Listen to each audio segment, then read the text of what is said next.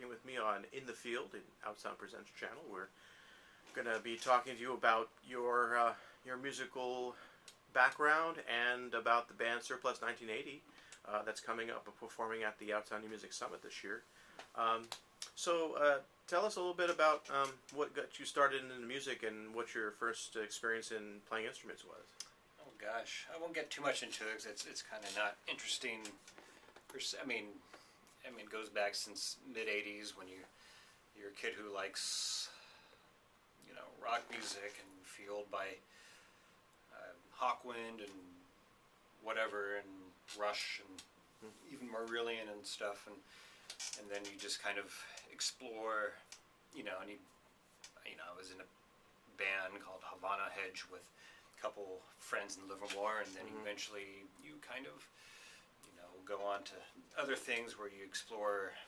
I was exploring like metal percussion. I was getting into Fetus and Test Department and Einstürzende Neubauten, and then you kind of morph into like other things. Like 90s later, you find jazz, free jazz, and then classical music, and it kind of morphs, and it's still morphing because sometimes people are going, oh, you gotta check this band out, and some old band that, and it's like I've never heard of them, and people are like, and there's stuff I've heard of, much stuff that I've heard of, that people don't. I always like to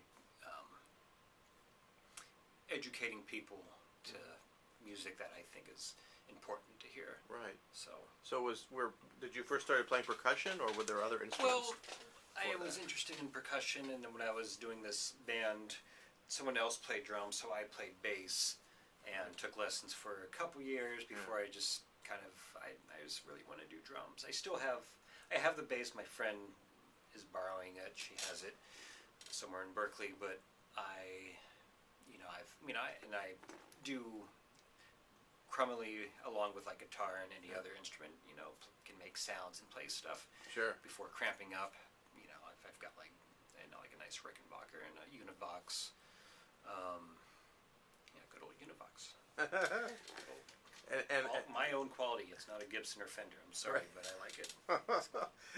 Because when I met you, you were playing a huge array of metallic objects and things that you had found. I think you had. And it's just like too much. Where it was, because my parents had a Nissan truck before, it just kept shitting out, and then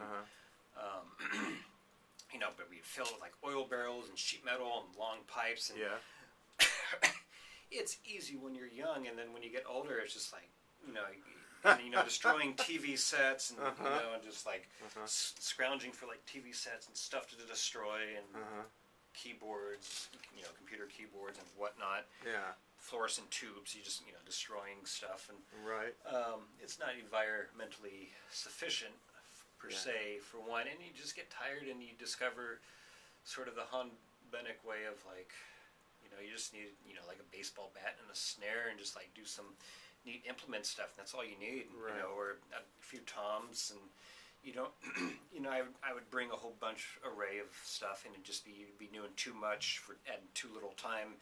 Nothing was focused, and you can have a lot of things if you know what to do, but I'm still kind of exploring like a minimal setup of like there's the less is more. Right. That's I think is more productive than just like going full out. And I've learned a lot more from just like when you're playing with other improvisers. I've learned from a show from Corey Fogel and Chess Smith that they were doing this percussion duo, and I thought it'd just be like some free form, which I was pretty much doing at that point. And they just did this flowing improv set, but they were listening to each other, and it flowed like from one thing to another, and it was just like, wow, that is like really cool. And I was just like, it's not like who can play the loudest and fastest, and it just. And for me, for improv, it's going to work or it's not. And I've actually grown less interested in improv and just doing more towards. I'm not academic because I don't have any, any music theory. I can't really tell E sharp from a C sharp or flat or whatever wrong notes that I always get wrong, or those are wrong notes, but apparently you can still use them in many ways. But don't mind the Cro-Magnum thrash band. Not at all. But I like more composed and more thought out things and mapping things out. Right. And having little things of like loose, areas of like improvising in my music. But for improv, there's so much that it's going to work or it's not, and even with shows that I've done, there's some shows like, oh, I did really good, and shows like, man, that's real crap. Right. So a lot of the compositional things that you've been doing, I mean, well, you had for quite a while, you had an orchestra. Yeah. Right? A large ensemble. You were composing for that and directing, which was quite an amazing experience from one end to the next, either watching or being in that group. Yeah. So was that your first, like that large ensemble? Was that for your first attempt at? It was the first thing because, like, when I did like a solo, I did a show at Beanbender's where I had like 10 improvisers, like Peter Balsamus and can't remember who else was on it. I think maybe Ron Anderson. I have to look at the video. And I wanted to do it again with like a collective more, just kind of like this thing. It was kind of based off of a Kronos Quartet composition that Elliot Sharp wrote, where it's like quiet to loud and just like and that kind of opened up like, okay, let's try that. And people are like, oh, are you going to have music for it? It's like, yeah, sure. Okay. And then I had to like, I had Morgan Guberman help me with some things, and I had like a text score. I can't remember who else might have helped me, and that kind of started it. And then I started having more text scores, and then at a point actually trying to do notated things and having that be more of the full score than having the text scores, like clarinets play E sharp, E flat, E sharp. Sorry. That's right. On the upbeats, and the bass clarinets will play a D flat on this downbeat, and then wait for cue, stuff like that. So it'd be like writing things out. Were there particular bands, or like you mentioned Kronos, that inspired you to take that compositional direction? It was, but I was huge. I was big into Sun Ra. Penderecki is a big influence because, like, Threnody for the Victims of Hiroshima, 51 or 52 strings, this massive cluster of sounds was something I've always wanted to, like, have this mass of strings that never was ever successful, where you'd have, like, 4 bass upright basses and 3 cellos and 1 viola and 8 violins, or some mixture of a combination. Right. And every orchestra is always, except for a run at Mission Dance Theater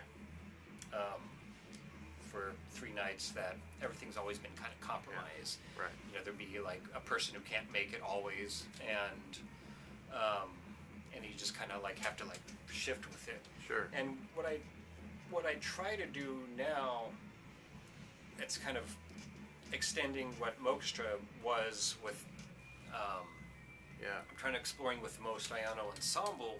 Right. When that's working, when I've written like this piece for a guitar ensemble, I don't like compromises. I want, I've had people, they couldn't do it, and I had to like find someone to like, sit in. I didn't want there to be less guitar player. I've compromised where. I had a keyboard player come in. She played like the bass notes and then the treble notes on 2 separate occasions. Saved my ass twice, thanks to Fiona. But it's still someone still playing the part, but I don't like having to like compromise. And then when I did the show a little bit over a month ago, I had all the musicians that I wanted. I had a conductor playing the drums. Oh, okay. It was all set. So all right. So I don't like having to compromise. Right. From this point. Yeah. And I want things done a certain way, and I still want to be schooled in a lot of ways that would help with my music, and in kind of composing creative music. But it sounds like you've developed a compositional style, and it's moved over the years to become more and more accurate in the way you want it to hear it. I guess it's a style. I mean, I'm still kind of trying to figure out what I do. I'm kind of more. I'm kind of more like, I just want it to sound good. Right. I mean, I like to have, you want intensity. Yes. And I've been told, try to work with dynamics, and so it's not all like, Right. Like the reviewer in The Wire said it was a, very great record of the first Surplus record, Relapse and Response, but it was always like this the whole time, and not much breaths, and I'm trying to do that still with having little dynamics. I'm still kind of like in that that very angular dog-faced Herman's, like just rolling with it, and just sometimes you go like I've have Melanie as sometimes our guitar players like just try to have some breaths, in some dynamics, and Bill kind of our other guitar player kind of wants sometimes like not so loud. I always want it to be like intense, but it's kind of like if you have dynamics and kind of work maybe with a slower song, it could be interesting. But I want it to be interesting and not. I don't want anything sounding pedestrian. Did you ever compose during your years working with Sleepytime Guerilla Museum? I tried, and I tried one song. It was kind of like a circusy type song. It was going to be called John Hagelbarger, and he was like a follower of Sleepytime Guerilla Museum. I see. The most I ever got was suggesting the little truncated part on "Sleep Is Wrong" near the end. Okay. Sleep is that right. part. That was my idea, and then on Gun Day's Child. Right. I think that's the one. The one Carla's singing on the second album, where near the end there was like this this intense part, and I just said we have to extend that because that sounds too cool. We can't. It sounds too short. So I told him to extend something, and that's all I did. Sure. But according to Frank Grau, like with Carla, Dan, and Nils being the stars, like me and him, all the other past members back there were pretty much team members. We were team members, doing their music and playing with them. I see. Okay. I mean, there was a certain aesthetic, though. That's why I asked. Yeah. Because it seemed like in the early years, it seemed like you fit really well into that aesthetic. Yeah, and I was what they were looking for. Sure. And after I left, it was kind of like a big void, like who's going to do this? Right. And Michael Bellender, who replaced me, was no Mo Staiano. Right. But he was great with what he did. Right. And he wrote songs. Okay. He composed for Sleepytime. So, really tell us a little bit more about then what Surplus 1980 is conceptually for you, and how that came about. Well, Surplus 1980 came about after the demise of Mute Socialite. That was a band between 2006 I remember and 2009 with Ava Mendoza. That's right. Ali Kareem, Shayna Dunkelman. Oh yeah. And sometimes near the end, Liz Albee would play trumpet. And we presented that group too at Summit many years ago. Yeah, and I decided that I wanted to, while when I was working with Theater of Eugen through this no dance thing that was going on, that I would think I would like ideas that I had for Mute Socialite and before, and along with some covers, get people that I liked, which was most of pretty much everyone minus Shayna involved, and it got like a lot of the Sleepytime folks and George Kromoski, Aaron Novick, even got G.W. Sock and Andy Moore from the X involved, Liz Albee, Vicky Grossi, a lot of people, and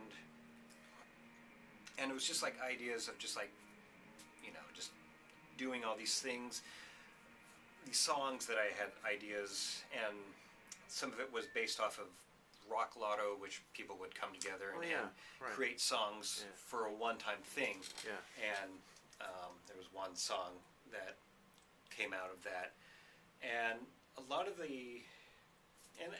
the arrangements were kind of pretty much done on the spot in the studio, where I was just recording it. I was doing drums, sometimes guitar and bass, prepared piano and vocals, and I would record my my tracks, my little drums, and I'd do the bass and have like a skeleton of it, and then I would compose around that, and then give Ava like some talk to her some ideas, talk to Vicky about like how the bass will go, right. Talk to like Dan Rathman on like the little trombone part in this part, Freddie Price, so Kyle Bruckman, right. and then it just kind of morphed from there, creating everything in the studio and kind of composing around what was just done recording. I see. And then I just thought it would just be like a studio project. Right. Oh, then I see. It was, and what it was, just like just have fun. Mute's gone. Relationships over. That something to do. Right. And until like someone said, "Hey, do you want to do a?" I don't know if I proposed a show, or someone asked, and I said, "Sure." And I think it was like with like it was like I don't know, 3 Leaves or White Pea or something like that. I have to look. Like it was at Starry Plow, and the first band was with Ali Kareem, Bill Walter, and Tom Scandura, who was our drummer, right. For up until 2015,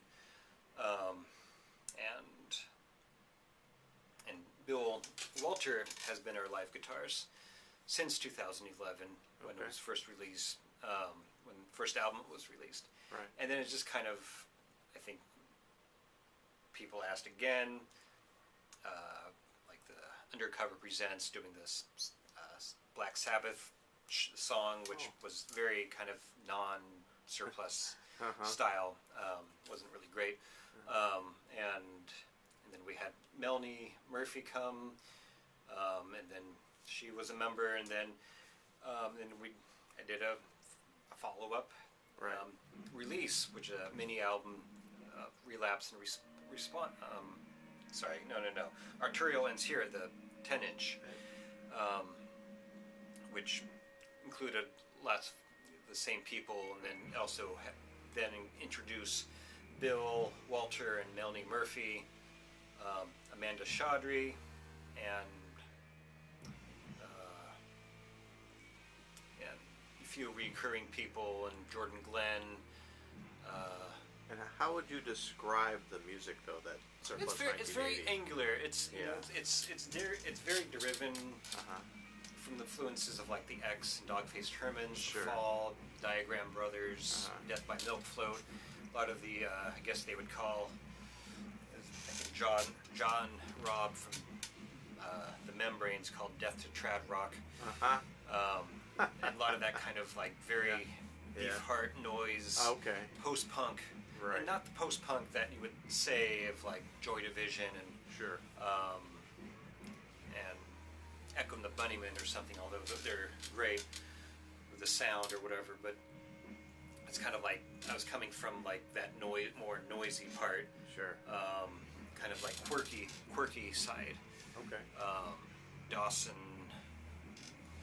Right. Delta 5 and all that stuff, and then kind of also incorporating like prog music, like King Crimson, being heavily interested in falling in love with Cardiacs, Poil, Guapo, Universe Zero, and a lot of stuff like that, and just kind of like trying to like do all this crazy adding time signatures. Yeah, and that's Are you writing for that? That's what's different between like doing stuff with the first releases, Sure. the first two releases, and what I've done with like releasing or trying to compose music, and it's slow because again I can't really write charts. I can kind of fart around on try to write things on Finale, have Melanie kind of like show me like correct and like this, that, and then I kind of or Bill,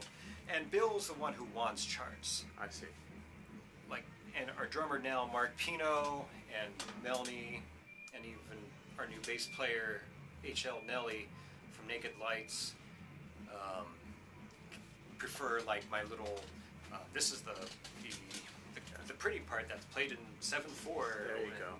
So I kind of like a little map, verbal map of how it is. And Bill wants the charts things. Okay. So it's kind of like a challenge that I want them to do. It's kind of like I do things on the demo. I'll come here and have a Tascam 4-track, pretty much old school, and kind of like do a really rough idea of like how I want it to be, and I would like to present to them. Even like they can even change it up or like and improve it a little bit. The last release was in 2013. It's 2017, and I'm still trying to create material that will be at least for a full-length album. Okay. We have another project, Surplus Large Ensemble, which is an extended, like kind of like a one-time thing, which has GW Sock from the X, formerly of the X, and now King Champion Sounds, and lots of other European projects. And we recorded that and hope to in parallel with recording, an album, regular Surplus album, release them side by side and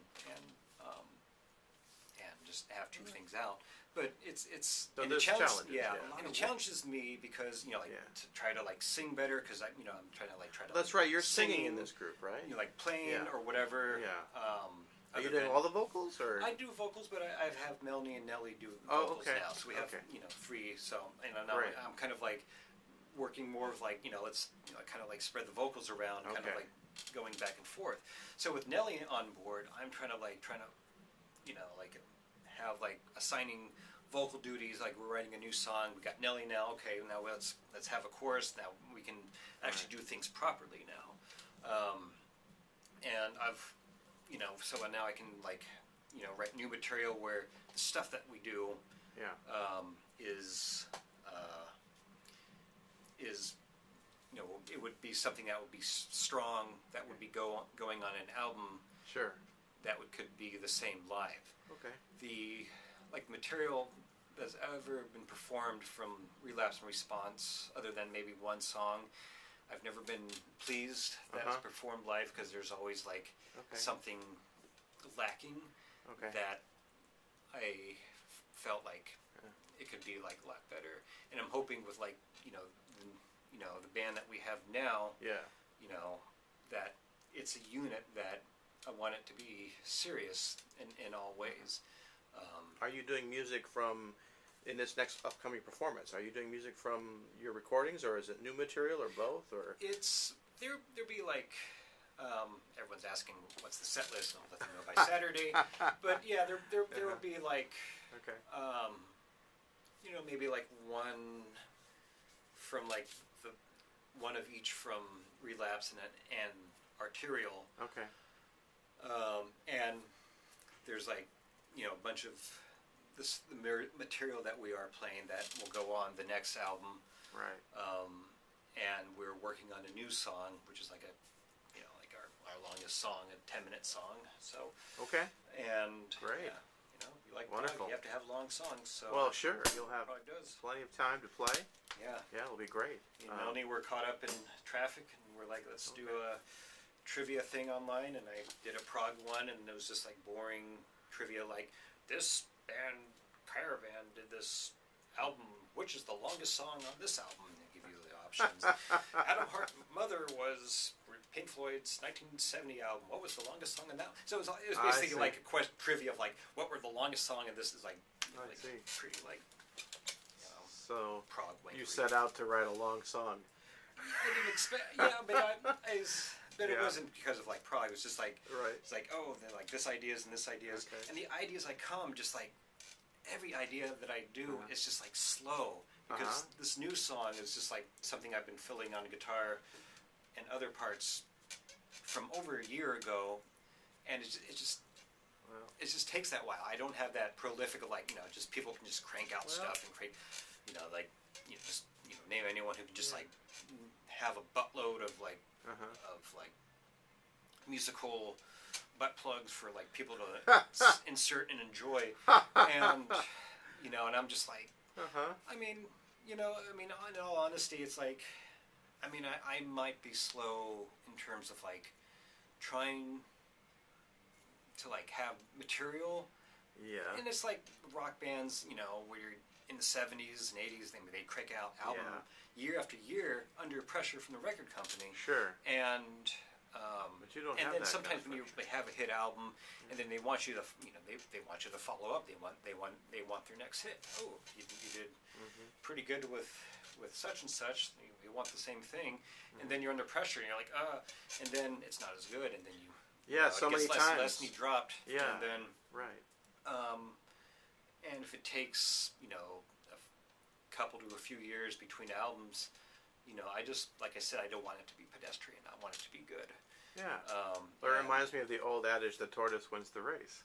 Yeah. I mean, it's not necessarily a bad thing to be slow about it, and that's your process too. You take that process, right? Yeah. I mean, I don't want to compare myself to this band, but Boston took a long time to release their third album, and but but I don't want to be like Boston. Right. I understand. But I also want to, be able to release stuff and take the time to like be able to craft something and even change it as it goes along, and then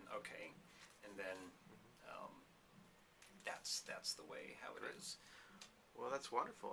I look forward to Surplus 1980 coming to visit Summit on July 28th, Friday night, at the Community Music Center. So it'd be great to experience the new material as well as hear the other material played live. And I appreciate talking with you, Mo, about all that's going to be happening.